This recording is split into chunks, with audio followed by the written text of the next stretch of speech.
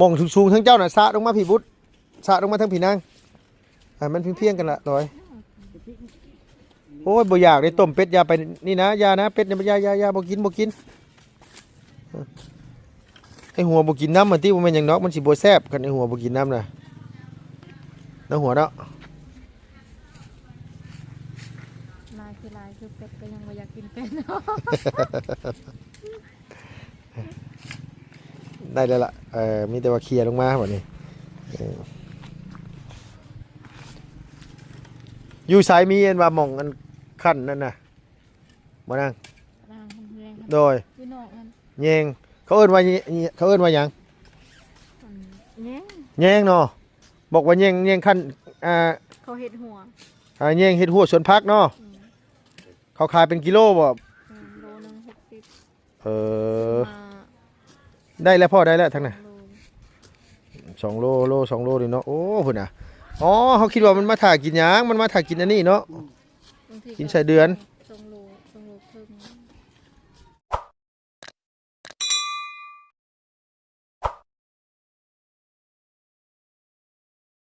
ไปเบิ่งหานะนี่ในซื้อมาน่ะผักหอมผักบัวมะทั่วนี่ผักหอมมะทั่วแต่ผักกาดนานเดียวก็พอเลยเนาะผักหอมกับอันว่ามะแตงมันบ่มีนี่อยู่ไหนคะเคยซื้อมาแล้วนี่บ่นี่ก็มีตัวสิซื้อมามื้ออื่นแล้วขนาดมื้อนี้มันมีแต่สำนี้นี่ซื้อมาตลาดไซโปนมันบ่มีไปเบิ่ง2 ห้าง3 ห้างก็บ่มีก็เลยนี่โดยแต่ว่าปลูกผักบัวแหละมันจังนี่สวัสดีโดยเอาพี่น้องเอ้ยสบายดีเด้อพี่น้องเด้อมาพี่สบายดีก็คือว่าสบายดีอยู่ไกลแท้บ่เป็นจังได๋มันคือล่าลอยแท้บ่เอามาอย่ามาเอาก็คือเละๆแล้วมื้อนี้ไปใส่มาอยู่เรือนโอ้เฮ็ดแล้วตลอดเนี่ยนะพักนี่บ่งั้นได้ปล่อยว่างให้หยังนั่งเฮ็ดนั้นน้อยแบบนี้เนาะเอาเฮ็ดน้อยอีกนึงอันนี้คือเฮ็ดเป็นนานเดียวได้ล่ะใหญ่โพดกระยาได้ปลูกหอมปลูกเบิดเลยฮะลุงซื้อมะพร้าวหอมมันน่ะเนี่ยเบิ่งมาปิดเนี่ยเนี่ยตะปูลงยันพอดีบ่ถึงเอากระเหยียบฟังนี่ติเนาะกระเหยียบฟังนี่รถไปนี่สิบ่ถึงโอ้ยตายพี่น้องเอ้ยมันเสียพื้นที่ชื่อจังได๋ก็เฮ็ดแล้วก็เฮ็ดเป็นนานเดียวเลยเนาะพ่อเนาะเฮ็ดเป็นนานเดียวเลยนี่น่ะปลูกหัวผักบัวหั่นนั่งปลูกผักบัวหั่นลุงซื้อมาหลายอยู่ผักบัวฮะ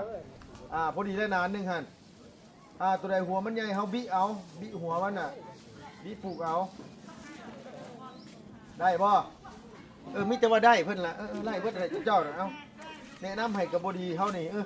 คิดเบิดนั่นแหละเอาได้ผักบัวเอาไว้ปลูกเอาล่ะอันนี้ผักบัวโอ้เขาบอกยังกับพิษเสมอนี่นะว่ายังแนะนำให้อยากให้มันได้หลายกับพิษเสมอนี่คุดรอดเป็นนานเดียวเลยคุดเป็นนานเดียวเลยโอ้มันกินพื้นที่มือเง่าปะเนี่ยมันยังสีหบโบถึงเอาเลยมายิ้มจนบ่ได้ลูกปากแตกหมดเป็นไงปากแตกบ่มีผัวกับปากแตกมาว่าทีเดี๋ยวอ๋อหนาวก็นึกว่าลุงตกใจเบิดก็นึกว่าบ่มีผัวกับปากแตกเนาะใช้ป๋อห่าวปันยายเด้อมีแต่ว่าเฮ็ดนานใหญ่นี่ยันหวดบ่วิดซะบ่บิดนะเฮ้ยเป็นจังสิบ่บิดเฮาก็ย่างวนเอาเด้อไปเอาเสียมอันนี้เอาเสียมอย่างนั้นขุดเสียมจกบ่เสียมอย่างขุดนี่น่ะเสียมซื่อนี่บ่หัวเจ้าว่าอันซื่ออันยังอันซื่อตะนางมาล้อมนี่เจ้าว่าประมาณจักโลมัน2 โลโดยนั่นแหละขุดรถล่ะขุดสิมันช็อตกันเลยแล้วปลูกผักบัวบัดนี้โอ้ระวังตีนเด้อเฮ้ยใครอยู่ถ้าพอก็มาคุ้มอยู่นี่สะมันเพียงกันนะบุตรเด้อ สะมันเพียงกันเลยน้องโอ้หาได้อยี่ดอกพ่อบักต้นลำไยนี่บ่เป็นหยังถึกแสงแดดมันถึกอยู่บ้างตอนเช้าบ่ถึกโยวุฒช่วงเช้ามันถึกแดดอยู่บ่ดินนี่โดยนั่นแหละขี่แบ่นี่เด้ขี่แบ่นี่นะใกล้ๆเฮือนนี่นะขอน้ำเพิ่นได้อยู่ดอกนะพ่อเนาะอ้อนจะกองเฮาเฮ็ดวิทย์อยู่นี่ทุ่มคืนอีกอ๋ออันนี้นี่ตอนแรกว่าเช็ดห้องน้ำเฮ็ดอันว่าส้วมแล้วบ่ได้เฮ็ดซ้ำบัดนี้นะบ่ได้เฮ็ดอะไรก็ได้ถมขึ้นโดยเอาในพักอย่างไงวะคิดว่าสิเอาในพักอย่างไงมาปลูกบุตรเจ้าจะปลูกพักอย่างไงนั่งผักบัวผักกาดผักหอมซื้อมาอยู่ได้ผักกาดเนาะผักกาดทงเดียวก็พอแล้วผักกาดเนาะโดยอันนี้เนี่ยปลูกหมักทั่วหมักแตงบ่พ่อถั่วทุ่งเดียวก็พอแม่นบ่บ่เคยได้กินดอกบางถั่วมันจะมักแตงเลยถั่วมันออกจากหัวแล้วก็หยาดแบ่เนาะหมักแตงเนี่ยใครเน้นเนาะพ่อเนาะกระปุกมันกระปุกที่ซื้อปลูกให้แบ่ปลูกให้แบ่ยันมันออกละยันแบกกินก็พอบ่ว่าใจบุญปานนั้นโตก็ได้ปลูกให้แบ่โพดแท้ปลูกกินเองนี่แหละเฮ้ยไปปลูกให้แบ่เนาะบ่อยากก็ไว้ให้ลุงตี้กินยันมันบ่เป็นนะมันออกละยันแบกกินปลูกให้แบ่ตัวใดดินมันสูงก็เคลียร์มาใส่กันเคลียร์มาให้มันเพียงกันนะวุฒิมีแต่มักแตงหั่นเด้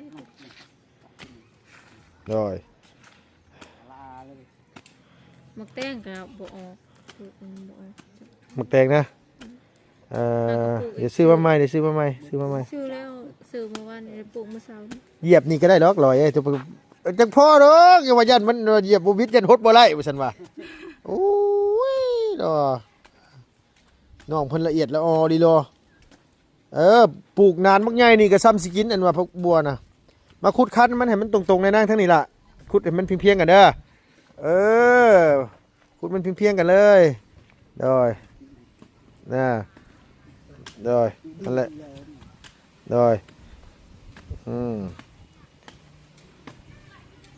นั่นแหละเอาพี่น้องเอ้ย10สร้างบ่ทอเคยเพิ่นว่า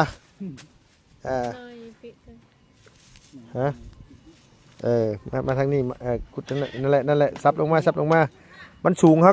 ก็เคลียร์ลงมาทั้งเป็ดพี่เป็ดกับสลัดขนาดเลยคนขุดถ้ารอกินใส่เดือนอยู่โดยนั่นแหละพ่อบ่ได้ไปยามแฮวบ่มื้อนี้พ่อมื้อไปเนาะ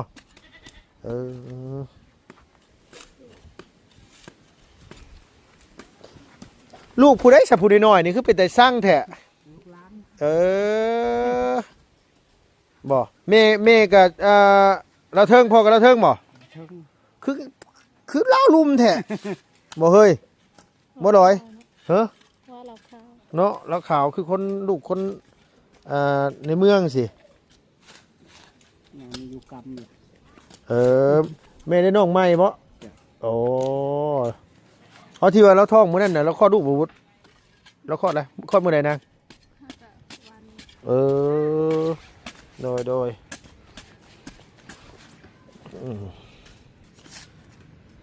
มองสูงๆทั้งเจ้าน่ะสะลงมาพี่บุตรสะลงมาทั้งพี่นาง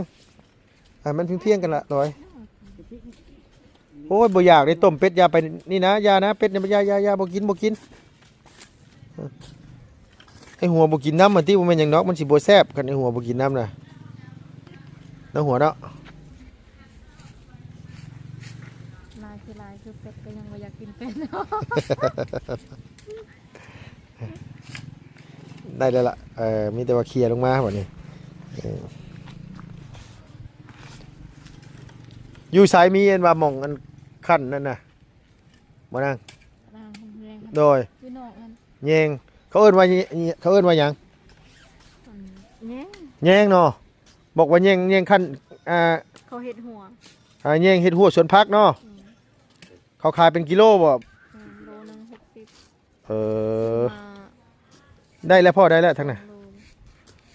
2 โล2 โลนี่เนาะโอ้พุ่นน่ะอ๋อเขาคิดว่ามันมาถ่ากินหยังมันมาถ่ากินอันนี้เนาะกินใส่เดือน2 โลครึ่ง ดอยพ่อแล้วพ่อได้แล้วซั่นนั่นน่ะเท่านั้นน่ะอ๋อวันนี้เพิ่นเฮ็ดนานปลูกหมักแตง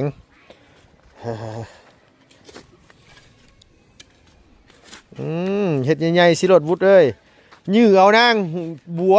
กล้ามใหญ่อยู่เฮาฮดจากให้ผู้บ่าวกายมาจนเขาบ่กล้าเดี๋ยวเบิ่งพุ่น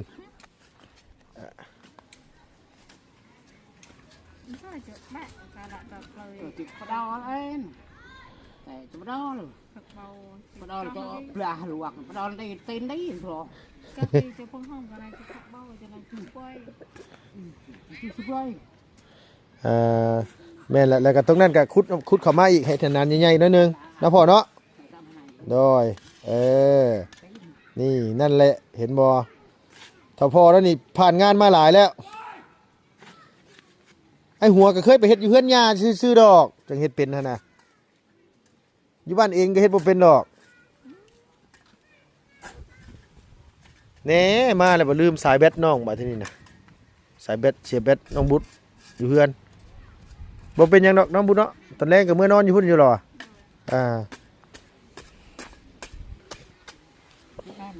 ได้เลยล่ะพ่อตัวนั้นว่าขุดออกมาหัวเอาเสียมชวนน้ำพ่อมาดูฮะพ่อเอาว่าเอาเสียมชวนมาหนีพ่อลองมึงอยู่สะมาใส่ทางนี้อยู่เจ้าน่ะนี่พี่น้องเอ้ยนั่นแหละนั่นแหละไ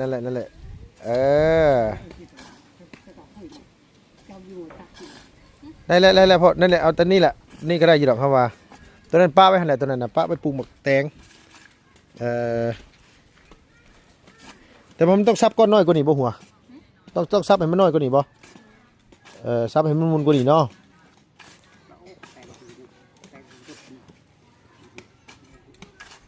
เป็ดกา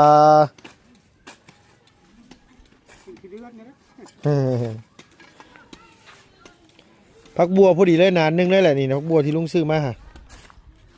ตัวพ่อก็ซื้อมาใหม่แต่น่าจะพ่ออยู่ดอกเพราะมันซื้อมา50,000ผู้ได้พี่น้องเลยเพราะว่าเฮาแบ่งเอาเนาะพ่อเนาะบิเอาเนาะหัวแบ่งมันเฮาแบ่งเอานะฮะได้แล้วนี่สาดลงมาแล้วเขาจังซับให้มันก้อนน้อยๆอันนี้ก็ปลูกแต่สมัยอยู่จังหวัดอุดรพุ่นดอกพี่น้องไอ้ลุงก็เคยเฮ็ดตั้งแต่กี้พุ่นนั่นแหละ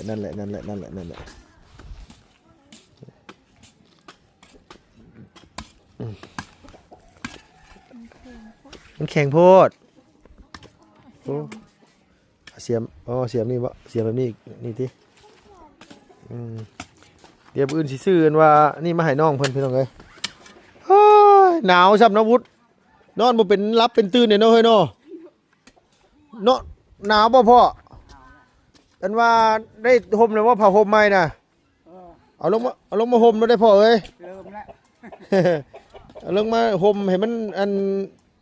ร่างกายอบอุ่นได้ป่ะ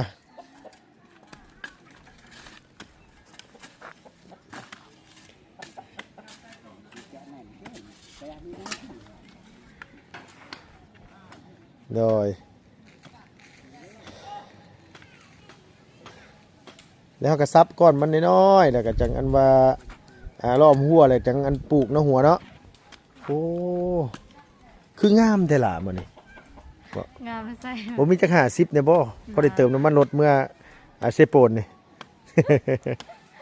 นาแต่แข็งบ่วุฒแข็งแน่เนาะเฮ้ยเนาะแต่แข็งแห้งพี่น้องเอ้ยดินอยู่ทั้งเมืองอันว่าเซโปนนี่ส่วนหลายสิเป็นดินเหนียวบ่ค่อยมีดินทรายปานใดเนาะพ่อเนาะทางนี้เนาะ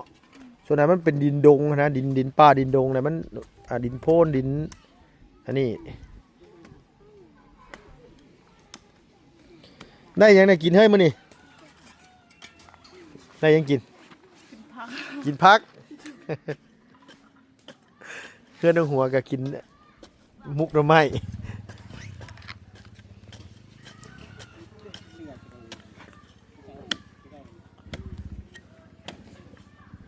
เออโอ้เสียมนี่ไปคุดจิรอมันคือสิคักแต่เฮ้ยแต่เข่าแห้งดีเลยพี่น้องเนาะปลูกบ่ต้องปลูกลายได้ปลูกเพราะเอารูแร่ได้นี่นะเพราะแม่นยังเนาะปลูกลายเนี่ยมันน้ำมันไกลพี่น้องเอ้ยหมายความว่าเฮ็ดแล้วลายมือได้บ่น้องเพราะว่าลุงก็บ่ได้มาพี่น้องเอ้ยเพราะว่าน้องสิปลูกกับปลูกบ่ได้เพราะว่ามันต้องแอมหัวก่อนแอมตะไคร้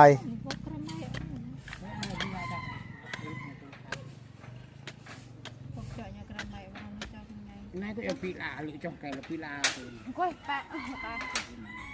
ะมากินทอดดูใส่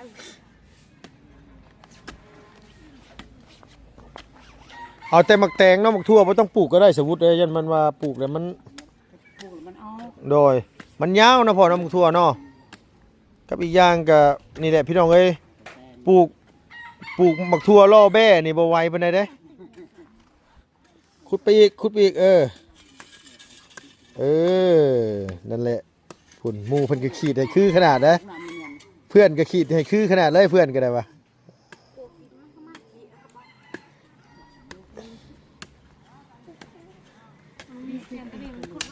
โดยขุดบ่ได้ตอนนั้นน่ะ thì cô cứ đau hồi đầu nó hai tên liền ใช่หลักหน่วย nên tôi một cô tự ไหนแล้วหน่วยเนี่ยตะกัน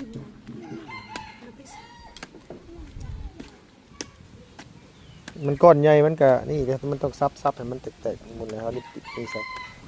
ต้องเอาขี้แบ้ใส่คือเฮือนน้องหัวนี่พี่น้องเอ้ยมันจะงามผักบัวเฮือนน้องหัวแตกขึ้นเดี๋ยวนี้ต้องอออยู่แล้วนี่เนาะนี่มองนี่น่ะงามอยู่นี่น่ะปลูกผักน่ะ ผักบัวผักหอมนี่ผัก โดย นั่นแหละปูผักกาด โดย ถึงผักบัวมันก็ได้ละ โดย ผักนี้ผักบัวผักนี้ผักหอม โดยอันนั้นเนี่ยต้องเอาน้ำหดก่อน มันแข็งพูด โดยมันแข็งโพดน้ำนี่ต้องเอาน้ำเซ่บ่วุดหดนางปาโธแต่ว่าย้ำหนาวใครแน่ย้ำหนาวเนาะพ่อเนาะมันหดมื้อละเทื่อก็ได้นะหดย้ำเช้าก็ได้ย้ำแรงก็แล้วนะ nhà được gì hà mớt thì เนาะซ้ำสิกินกันซ้ำนี่ไหนพี่น้องเอ้ยอยู่บ้านเฮานี่ยามนี่ก็เมียลุงอยู่เฮือนหั่นปลูกมักยังหลายแล้วหาแต่ลงพักหัวเฮือนหั่น nhà đây cái đấy đây nằm หน่อยแต่ว่ายามมันสู่ยามหนาวบ่ได้ยามนี่แหละมันปลูกงามพักนะส่วนหลายก็ยามนี่แหละ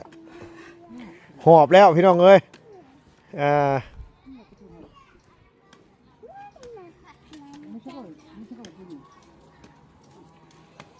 นี่แหละพี่น้องเนาะเฮือนอันน้องเพิ่นก็โอ้ยยามหนาวเข้ามานี่ก็บ่เว้าแล้วความหนาวบ่ว่าบ่ไหวแล้ว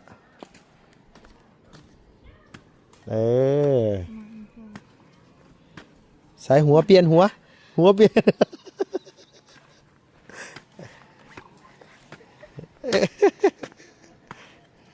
แข็งบ่หัว ลง10เทือกับบ่ได้ แต่ฟังเสียงนี่ต่างกันนะลงน้ำหนักเสียงนี่ไอ้บุตรเสียงหนึ่งพี่น้องเอ้ยหัวอีกเสียงหนึ่งไอ้บุตรนี่ตุ๊บไอ้หัวนี่จ๊อบเลยคมตื้นนี่ก็ต่างกันอีกนะคนหนึ่งนี่จนว่าลุกหมักเสียมอีกคนหนึ่ง3 บาทยังไม่ทันได้หอดใส่อยู่เอา บ่ได้หนักโต อันนี้สิปลูกยังเคยตัวนี้วะนานนี่ปลูกผักกาดเนาะผักกาดนานนี่อันนี้เอาผักบัวในใจลุงนี่นะอยากให้ผักบัวเบิดเลยนานนี่นะครับมันบ่พอเลยสิซื้อมาให้ใส่อีกเขาปลูกผักบัวลายมันได้เปรียบมองไหนเพราะว่าเวลามันเป็นหัวเลยเขาเก็บหัวมันเก็บไว้ได้เนาะพ่อเนาะผักบัวหัวนี่เวลาเดือน3เดือน4นี่มันเป็นหัวแหละหัวแดงหัวใหญ่ๆแบบนั้นเขาเก็บเอาไว้ตากแดดไว้บ่แม่นตากแดดดอกตากลมนี่แหละไว้เวลายามนั้นก็กินหัวมันบัดทีนี้ยามมันบ่มีนะ อยู่บ้านลุงน่ะมีแต่กินหัวได้พี่ผักบัวนี่ จะฟังจังได๋นะโอ้ยบ่ได้ ไปใส่ไปอาบน้ำบ่น่ะ น้ำ แล้วไปอาบน้ำกับไผน่ะ เดียวมั้ย เอ้าแม่นบ่บุตร โดย แล้วเคยไปอาบผู้เดียวอยู่บ่เออ บ่ตื่น เออ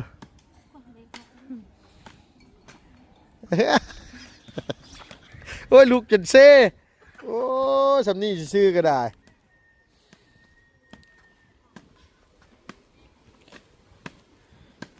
คุดชำนั่นกับพ่อได้เลยบุตรเด้อมันตรงๆกันแล้วกับพ่อนางพ่อได้ให้อันว่าเฮาย่างเข้ามา บ่ค่อยได้สบายเลยบ่มีแฮง ฮะ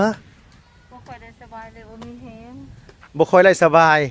บ่ค่อยสบายบ่แม่นบ่ค่อยได้สบาย โอ้ยขมังนำเด้พี่น้องเอ้ยบ่ค่อยได้สบายว่าซั่นว่าเขามีแต่ว่าบ่ค่อยสบายตัวเองบ่ค่อยได้สบายโอ้จะได้ยินนี่แหละว้าวปีนไปกลับมาอยู่ได้เลยล่ะได้เลยล่ะโอเคเลยล่ะ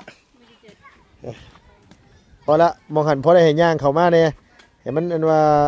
อันนี้เขาต้องซับให้มันแตกๆให้มันก้อนน้อยๆมันหวานน่ะมันจะงามขี่แบ่นี่คอน้ำเพิ่นก็ได้แล้วว่าวุฒเพิ่นให้อยู่ว่าคอนี่ ให้ ให้อยู่เนาะโดยมีแต่ว่ามืออื่นในลุงสิซื้ออันว่าอันนี้มาให้หลายแนวอ้อมหัวนี่แหละแนวอ้วมเพิ่นเอิ้นว่าหยังก็เพิ่นเอิ้นว่าหยังนะอันแนวอ้อมนี่แยงอ้อมหัวสวนพักเนาะนานใหญ่ๆสิละนี่ล่ะพี่น้องเอ้ยเต็มนานนี่ก็โอ้ยได้ดอกประมาณถอดใจแล้วเศร้างาบเลย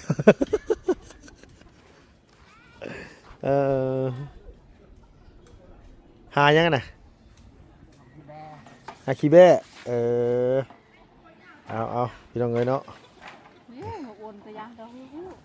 ก็เสียน้ำไปอย่าง โอเคสหัวเอาสบายดีป้าลุงนี่ล่ะ สบายดี โดยสบายดีเด้อพ่อเด้อโดยน้องพี่น้องมาเฮ็ดนั้นพักนั้นมีแล้วมีแต่ว่าน้องเพิ่นสิเอาอันนี้มาใส่ไหมเพิ่นสั่นว่าเนาะขอบคุณในหลายพี่น้องอยู่ดีมีแห้งเจ็บจะจนทำลำไปรวยสุขภาพแข็งแรงเพียงเนาะไปแล้วบ๊ายบายสบายดีพี่น้องเอ้ย